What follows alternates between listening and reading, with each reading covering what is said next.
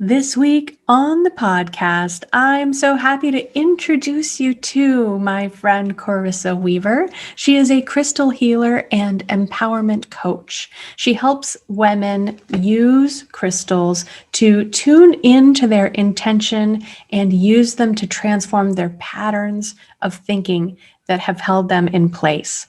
I know you're going to get a lot of great insights and practical tips in working with crystals in this conversation with Corissa. Thanks for joining us. Hey there, friends. Are you looking for tools to resolve stress, reliable information to support your whole health, tips to help you motivate yourself, and identify when motivation is fading before it happens, implementation, accountability, and someone to remind you to celebrate even the small successes? We live in a world of information and health gurus, biohackers, and overachievers. But just because we have the access to countless one thing you need to know right now tips doesn't make it easier to size them up and understand which ones will work for you. What if there was one place where you could find tools you can use and accountability in a community that cheers you on, where information about health trends and lifestyle is reliable and straightforward, where you don't need to invest hours of your time, just 15 minutes a week. More if you want to take advantage of recorded meditations to keep you centered and create the space to really integrate your mindset and lifestyle upgrades. Are you ready to see what change you can create in your energy level and improve your mood? Ready to discover that stress isn't your enemy and could even become your secret weapon to leverage your success? The Velocity membership is designed to give you the support you're looking for, along with community and tools you can use today to restore your vitality and resilient health. I'm Susie, host of the Happify podcast, a stress resolution coach, and your new cheerleader. I know that you have what it takes to up-level your health habits and restore your resilience. You just might need a boost to start building momentum. I've designed a membership where you can choose the level of support you'd like to get every month, whether it's tuning in to connect with like-minded change makers or getting personalized support with one-on-one coaching to help you chart your path to success. Check out the link for the Velocity membership at happifiedlife.com. Special pre-launch pricing is now available for premium support, but you can jump in for free if you just want to test the waters. I look forward to seeing you inside.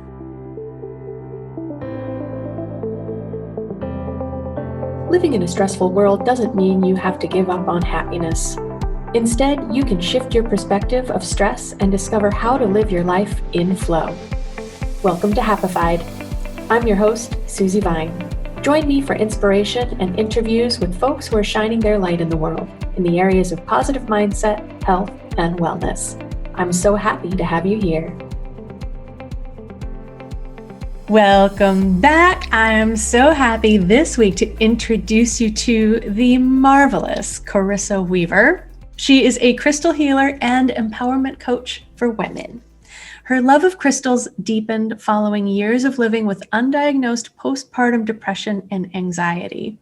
Incorporating crystals into her life not only allowed her to experience the benefit of their metaphysical properties, but also the discovery of how to use them in ways that unlocked her potential. With these powerful tools, Corissa helps her clients unlock the life of their dreams by using crystals as a catalyst for healing and revelation to transform the patterns of thinking that keep them stuck. We all need a shift sometimes, don't we? Certainly do. Thank you for joining me, Corissa. I'm so happy to have you here and share this conversation. I'm excited to be here. Thank you for having me. Absolutely. And so I will try not to get too far ahead of myself. I'm going to put a bookmark in that thought, and I'm going to ask you to tell us a little bit.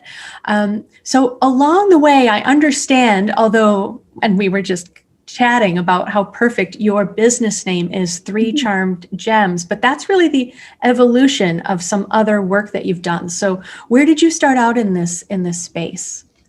So in this space, I started out with, on the guidance of my psychiatrist, he suggested I look for things outside of medication to help manage my symptoms. And he is of an Eastern medicine tradition. So he suggested yogas and meditation and all of those fun things. So when I was introduced to the yoga world, I saw all these women wearing beautiful malas. And I thought to myself, they're really pretty. And as a kid, I used to play with crystals. So I thought, I'm crafty, I'll make jewelry. And that became a form of moving meditation. So after a while, you only need so many bracelets, so many malas. And so I started to sell them in local spas and gift shops and farmers markets. And as my practice grew, I then became certified in life coaching and all of the fun things on my personal discovery travels. And so now I've shifted over from the crystal jewelry making to more of a crystal healing with coaching aspect. And it's just an evolution. And I named the business 3 Charmed Gems because I have 3 kids and I was working with gems, and it just seamlessly moves into the next world of dealing with emotional imbalances and emotional struggles and how you can use the crystals with them. I love that. And I love how, what starts out as a solution can kind of lead us to places that we don't expect it to carry us when we stay open. Mm-hmm. Very true. And that's one of the things I love about working with crystals, because in our society, we're taught to look outside of ourselves for an answer. So you will most likely go and buy a book at the store for crystal meanings and properties. And then as a beginner, you'll go out and buy specific ones, but crystals have multiple layers to them, just like people. I'm not just a mom. I'm not just a girl. I'm not just a wife. I am a whole combination of things. And in certain circumstances, I will react certain ways. And crystals do exactly the same thing. So you might be told that you need rose quartz to help bring love and compassion into your life. But as you work with the crystal, you'll find deeper layers of how it enhances your energy or your emotional balance. And it's just beautiful because you can pick up a crystal, not know what it's for, and it can serve purpose. I love that. And that relationship that you have or understanding of it can continue to change shape. Yes. And when I realized we had to have this conversation on the air was the day that we were chatting, and I was talking about how I use flower essences for clients. Yeah, and it's not a really forefront aspect of what I do and how I work.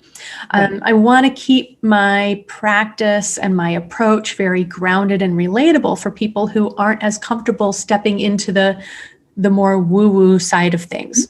Right. And once we start to tune in and be more aware of the messages from our body and what kind of support works for us and doesn't, once we're more open to that line of communication, then it shifts.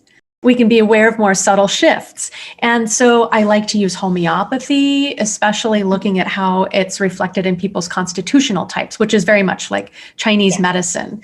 And I love flower essences because they're beautiful, energetic remedies. They're not essential oils. They're actually the complete opposite. They're not very concentrated. They're dilute, and they bring us back into balance emotionally. And if, emotional dis-ease with a hyphen can set the stage for disease, we can shift that. So in having intention with which flower essences we choose to work with, or deciding which emotions we want more of. And I heard you saying exactly the same thing about how you work and you help your clients learn to work with crystals, in being more intentional rather than leafing through the pages of a book and saying, ooh, lapis is good for this. Yes, because intuitively, we all know what's wrong with ourselves, right? We might not have the vocabulary for it, or we might not have the way to express it, but we know deep down, I don't feel good. I want to feel better. I'm not happy. You might not know why, but you know those basic things. And when we start to follow more intuitively, we get what we need. It's when we look to someone else to define it or to create our path, that's when we find most of our cognitive dissonance happens. Yes. So And very much with the essences, it's subtle energies that we're shifting, and those subtle shifts open up worlds. Definitely. Definitely.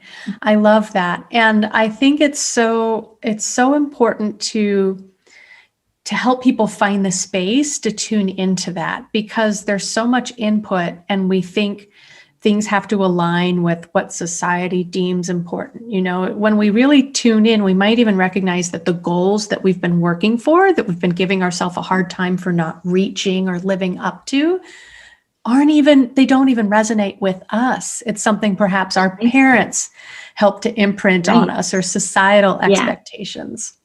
Exactly. Yes. And that happens a lot with new moms. And that was where I found myself without knowing, because our journey to parenthood was fun. But having the postpartum, we moved when my son was 9 months old. We moved across the country to Alberta from Toronto.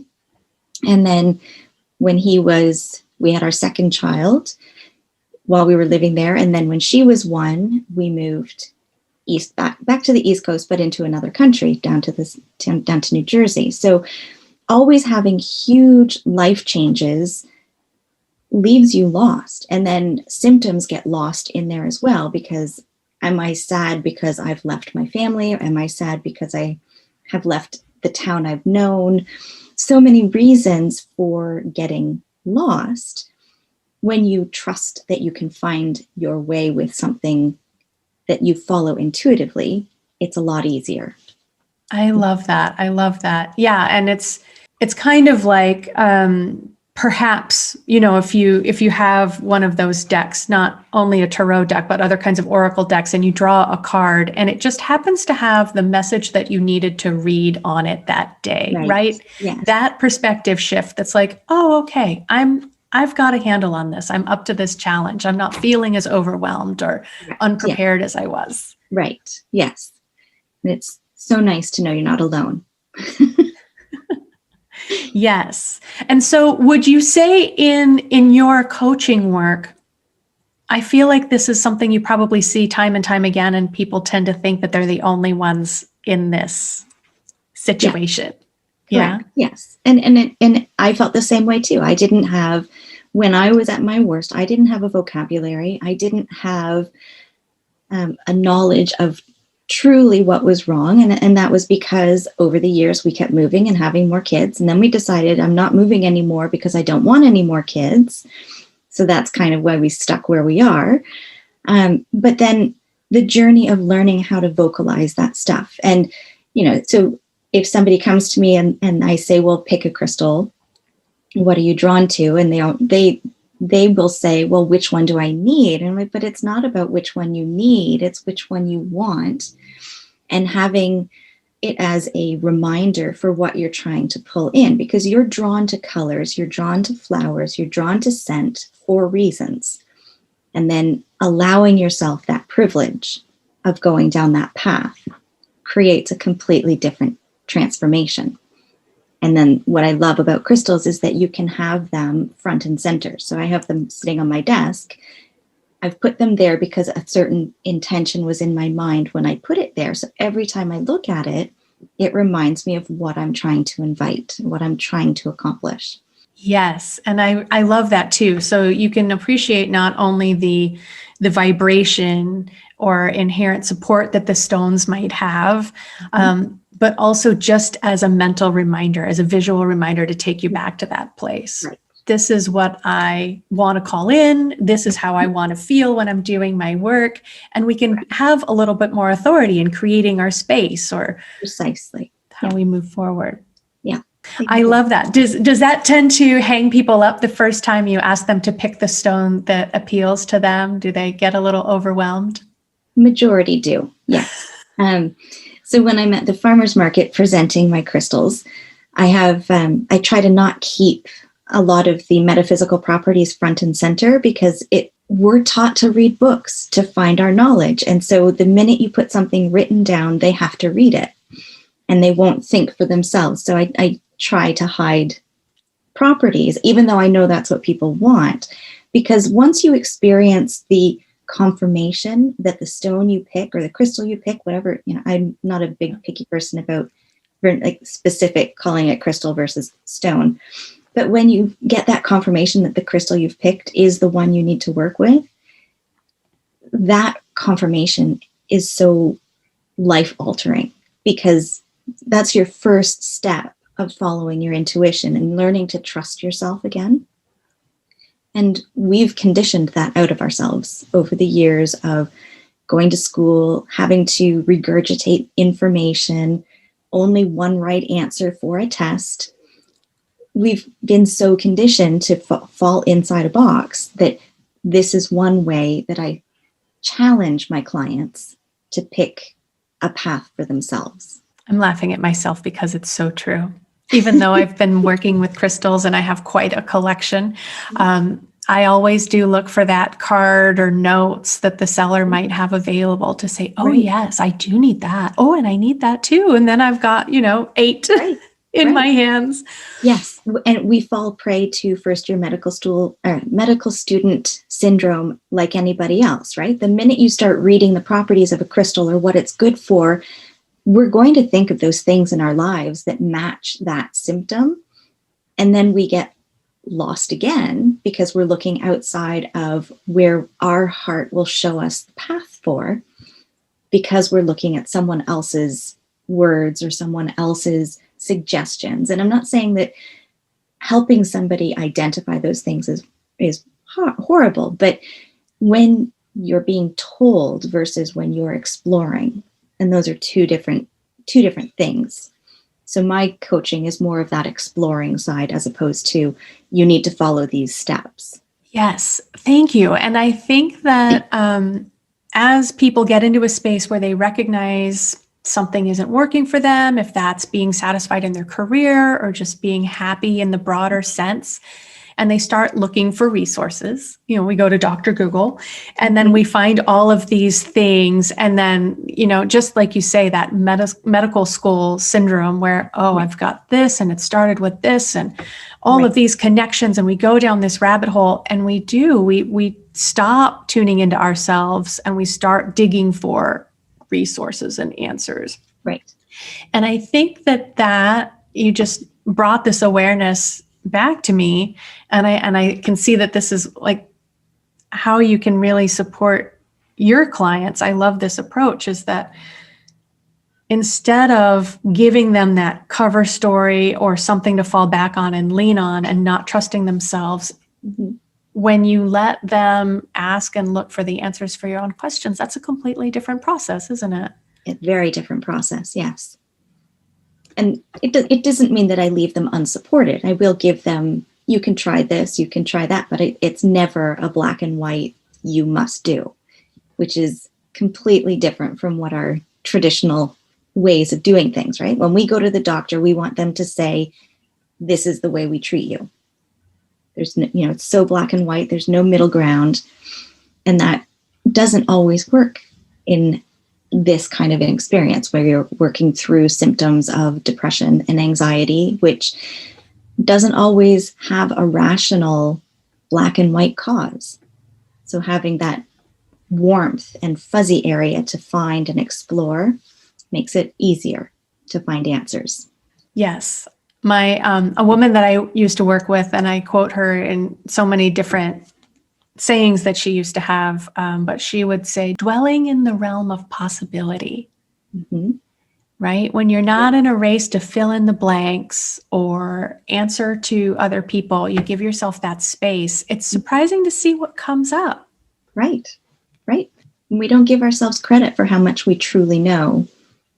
And so then as people come and work with you through the course of coaching or self-exploration, do you see them continue their own study of crystals or exploration on their own? Is this a habit-forming practice?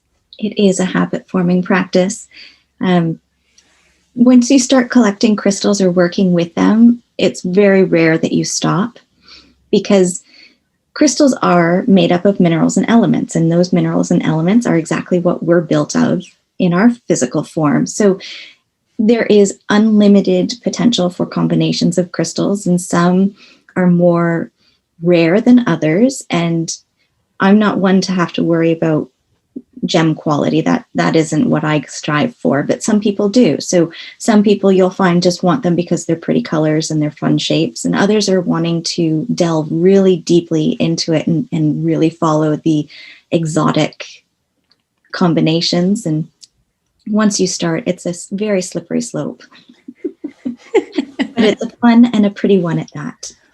It is. It is. And like you say, with your example of having a couple on your desk, it's a beautiful way to put some more intention or choose a path or frame of mind. Right.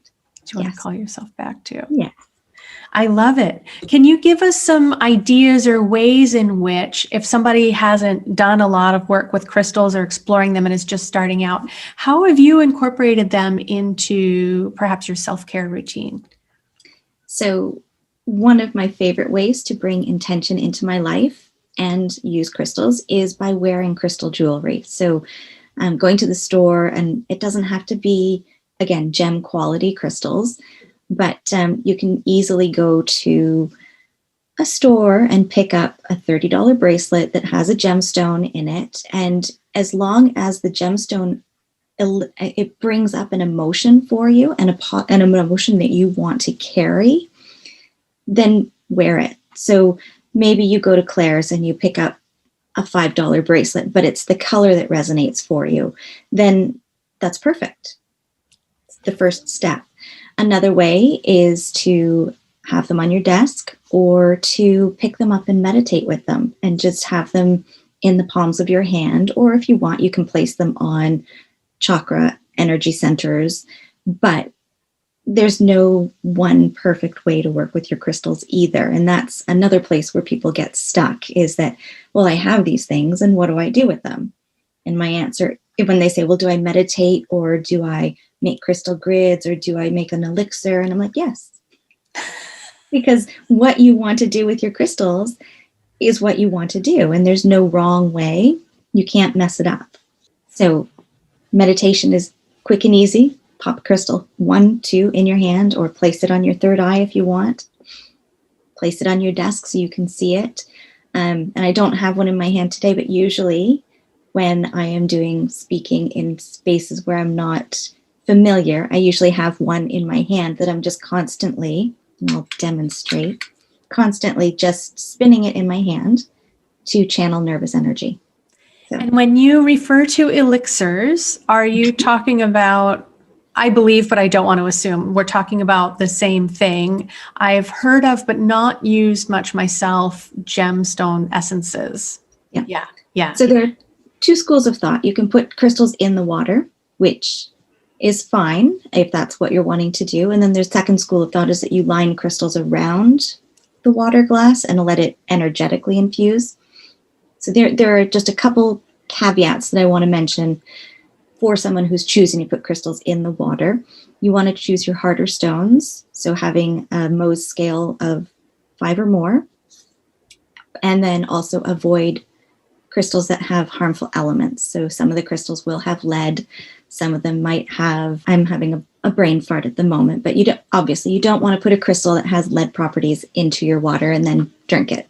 And you're talking about the Mohs hardness scale. Is that spelled MOHS? Correct. So people can Google that, like the Mohs hardness of this type of stone, and to check out their chemical composition. I think that's a very important recommendation. Very, very important. Yes. Here where I am in Southern California, there's lots of shops that cater to people in the more metaphysical and exploration space. And I've seen the water bottles with the little container in the bottom of it. So you can actually put some gems in the bottom of your water bottle, and then they're right next to, but not touching the water. Yes. And that would be my preference of way of doing it, only because I also get lazy and I don't necessarily clean the crystals well enough to then place them in the water. And crystal wholesalers, I love them, but they aren't treating your crystals as if they're going to be in something that you're consuming. So, and yes, we always say cleanse and prepare your crystals, but you just don't know where they've been. So my preference is not to place them actually in the water, but to have them around the water or somehow with the water, but not in it. Yes. Yeah. There are ways. There are Get it's creative. limitless, right? We're living in that realm of possibility. Right. And so that leads to another question that I wanted to ask, because you did mention cleansing or clearing your crystals. And some people, I mean, I think you get in this space and then you start to think things are common knowledge. But I think a lot of people are aware of that concept. When you get a crystal, you want to cleanse it for any energetic attraction or history that isn't going to be suitable for you or beneficial. So how do you recommend people to cleanse or clear crystals? So there are unlimited ways to cleanse and clear crystals, especially on an energetic level, because some cultural way, we have different ways of doing things. And so what we're drawn to because of our upbringing is tendency to be what is good for us. And so we'll have innate ways. And one of the best ways is water. But then again, if your crystal's something like a selenite or a chrysocolla, it will disintegrate in water because it's so soft. So you don't want to use water for all options, but you can use the same things you would do for any energy practice. You can use smoke, you can use light, you can use other crystals, you can use candlelight, as well as water. And that's just to name a handful. You could use moonlight, sunlight, and we can just keep going on and on and on, because it's unlimited, and it's based on what you resonate with as an individual.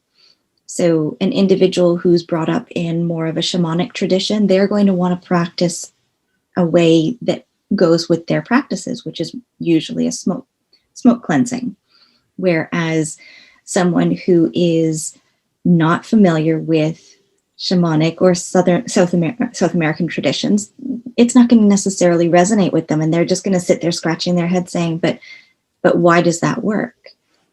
So then you could come in and you could do clapping, right? Like that just jars the energy, and it does exactly what you're trying to do. Think of when you were a kid and somebody wanted your attention and you had your back to them, and what would they do? Would they clap their hands or snap their fingers or whistle at you?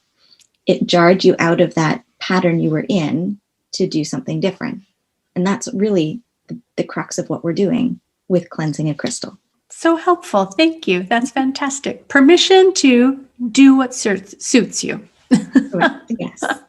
I'm a fan of putting them out when the moon is full myself. Yeah. Give them a little change of scenery and remind me to move them around and give them a little love. Absolutely. And there's no wrong practice, right? Like we think about things in cultural appropriation, and there's no wrong practice. It's as long as you're bringing a practice in and honoring it for what it serves, there's no problem. Right, exactly. That's where my mind was going again too. It comes back to the intention of what you would like to get from working with a crystal, the intention of clearing it from any older energy so that it is ready to take on a new intention and serve in Correct. another method of support. Yes. Yes. Yeah, so fun, right? You never thought that this simple little crystal that you buy for $3 at some metaphysical shop, you wouldn't necessarily think that it could be so deep. I remember going to one time when I was in Las Vegas at the Bellagio, when they always have really incredible installations or arrangements kind of in their lobby or adjacent to it. I saw a rose quartz sphere that was probably 3 feet tall. And I mean, that was easily over a decade ago, but I still remember that stone and that beautiful spring installation. So they have an impact on us. They do. They do. And that's one of the things I love about them. And so in your coaching practice, would you say that you always start with the crystals, or do you let your clients decide how much of an aspect they're going to play in their process with you? So I have, in my program, I use 6 crystals, and they are 6 crystals that will take them from an insecure place through to confidence. And I use them in an order that allows them to travel through a growth pattern. So the first thing we need to do when we're going into a growth pattern is identifying where it is we want to be going. So we use clear quartz as our first crystal, and that's because it's a clear crystal, and it also helps us gain clarity. So you don't need a huge crystal collection to do healings. Again, I'm not saying don't have a large collection, because once you start, how do you stop? But that myth of I need so many stones to deal with each little thing. So I use the 6 crystals, and anybody who signs up for my program gets the bundle of 6 crystals mailed to their home. And they're suggested, but you don't have to use them. They're tools, because a lot of what we're doing is dealing with thought patterns and limiting beliefs and behaviors that we have so ingrained in our being that we don't even realize they're there.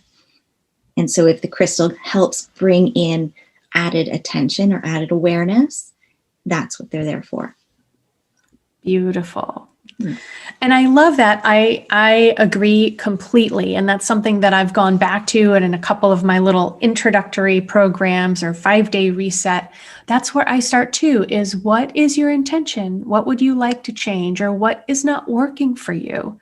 Right. Because just like we were saying at the top of the show, we are under demands all the time. We are always feeling like we're pushing towards something in general. If anybody out there doesn't feel like that, let me know. You're invited to my show. And so we're always, working towards something, but I think very few of us stop to get crystal clear. Mm-hmm.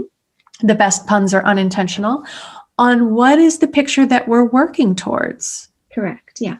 And then we get all twisted up, and why do I only seem to bring in the things that don't work for me, or the things that don't make me happy, or why is there so much conflict in my life? And, when you start to take a closer look and get quiet and listen, you realize, because you're sending out some conflicting messages. So clarity is number one.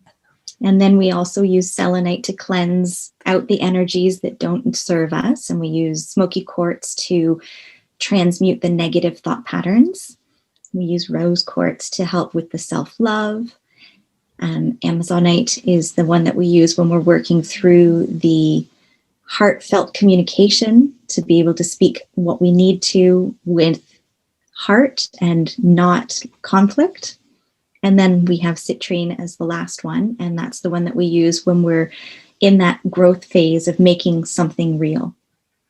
So those are the 6 crystals, and the basic way that we use them. I love that, because every one of those aspects, I agree 110%.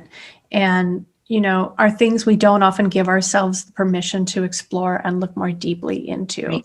Yeah. And then when you can just have a crystal in your hand as you're meditating, or today, this is what we talked about in my session with Corissa. I'm going to put this crystal on my nightstand tonight as I sleep, and just give things a little time to germinate. Exactly. Yeah. Then I think that's really where we start to give ourselves the space for connections and insights to start coming to us. Exactly. Yes. Yeah. And space is exactly what we need to give ourselves. Yes. Yes, Mama.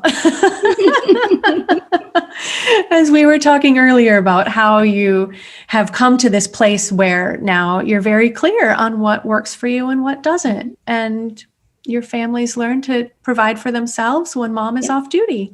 Exactly. Because I'm not going to be there when they're off at college. Right. Yeah.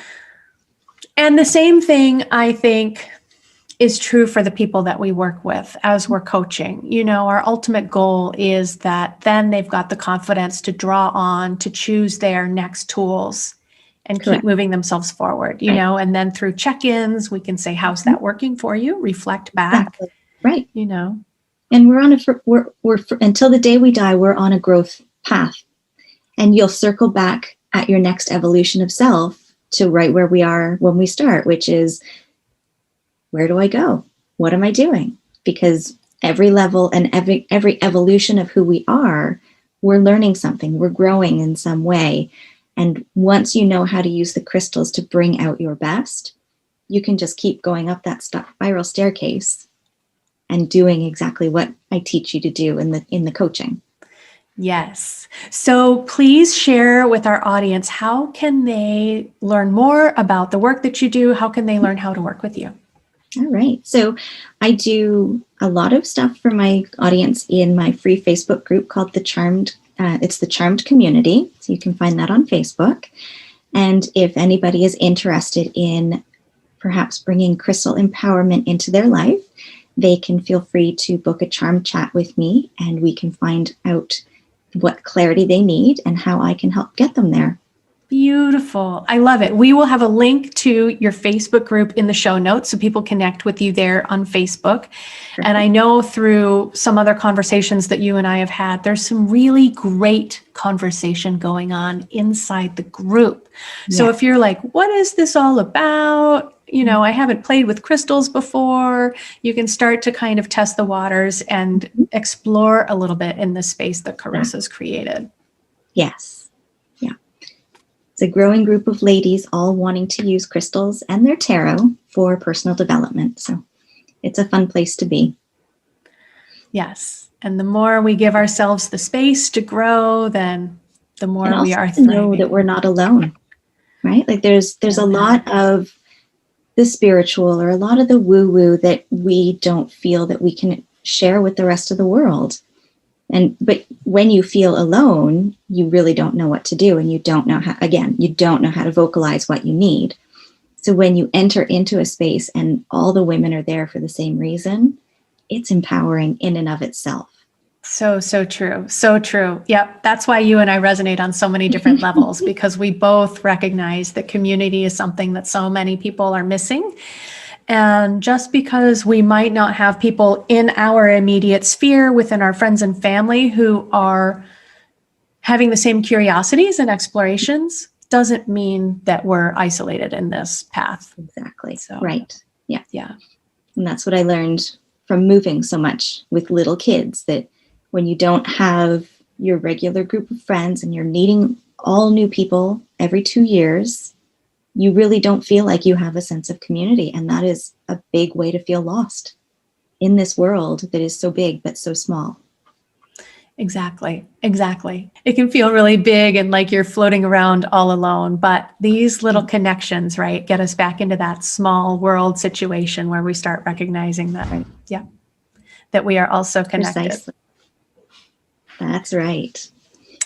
Beautiful. Thank you, my dear. I'm so grateful for you and our time together today. Thank you for joining me on the show. Is there anything else that we didn't get to cover that you want to share? Not off the top of my head. If there is, I'll have to come back for another conversation. Consider yourself invited. We'll do it. Perfect. Yep. And by all means, we'd love to hear back too. If anybody has any comments or questions, we'll have the podcast. The video will be up on YouTube too, so we can always continue the conversation. Until next time. Thank you, Corissa. Thank you. Take good care. Thank you. Thank you. Thank you for tuning in today. Check out the show notes for any links we mentioned. To learn more about living life with less stress and more flow, visit happifiedlife.com.